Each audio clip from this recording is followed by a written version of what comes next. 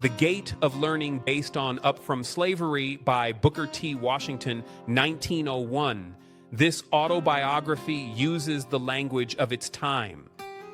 The October morning was crisp as Booker stepped off the train at Hampton, Virginia, his canvas satchel clutched tightly in his weathered hands. 500 miles he had traveled from West Virginia, sometimes on foot, sometimes by wagon, often hungry, driven by a burning desire that had consumed him since childhood. The desperate need to learn. His clothes were dusty and wrinkled from the journey, his pockets nearly empty save for 50 cents that represented his entire worldly fortune. But as he gazed up at the red brick buildings of Hampton Normal and Agricultural Institute rising before him like a promised land, hope swelled in his chest. This was the place where colored boys and girls could receive an education, not just book learning, but training for life. The morning sun cast long shadows across the campus grounds as students moved purposefully between buildings. Booker watched them with wonder, young men and women who looked like him, carrying books, discussing lessons, their faces bright with the light of knowledge. Just months ago, he had been working in the salt furnaces and coal mines of Malden, dreaming of such possibilities. He approached the main building with uncertain steps, his heart hammering against his ribs. Inside, he could hear the murmur of voices, the scratch of chalk on blackboards, the rustle of turning pages, the sounds of education, music, more beautiful to his ears than any symphony. "Young man," called a stern voice. Booker turned to see a tall woman with graying hair and keen eyes examining him from head to toe. This was Miss Mary F. Mackey, the head teacher, though he did not yet know her name.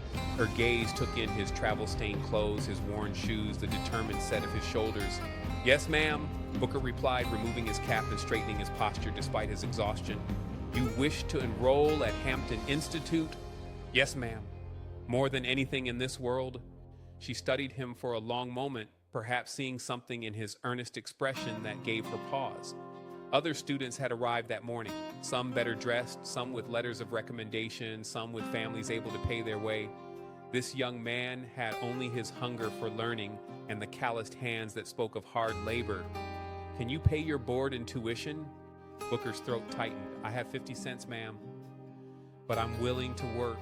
I can do any kind of labor. I've worked in salt furnaces and coal mines. I can sweep, I can clean, I can tend grounds. I'll do whatever it takes."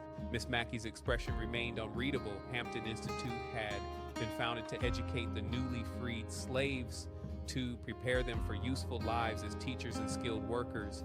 But resources were limited, and every student represented a significant investment of faith and funds.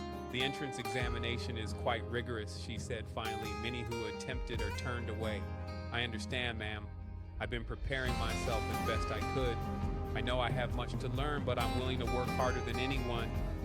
Something in his voice, perhaps the quiet desperation, perhaps the unwavering determination, seemed to move her. She gestured toward a nearby classroom.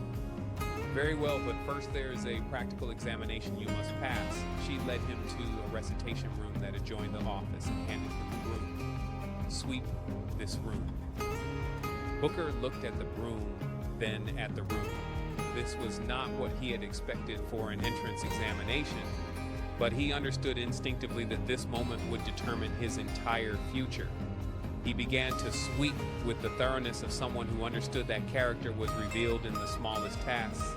He swept the room 3 times, moving each piece of furniture, cleaning every corner, dusting every surface until the room gleamed. When he finished, Miss Mackey ran her handkerchief over the walls, the desk, the benches. Not a speck of dust appeared on the white cloth. For the first time, she smiled.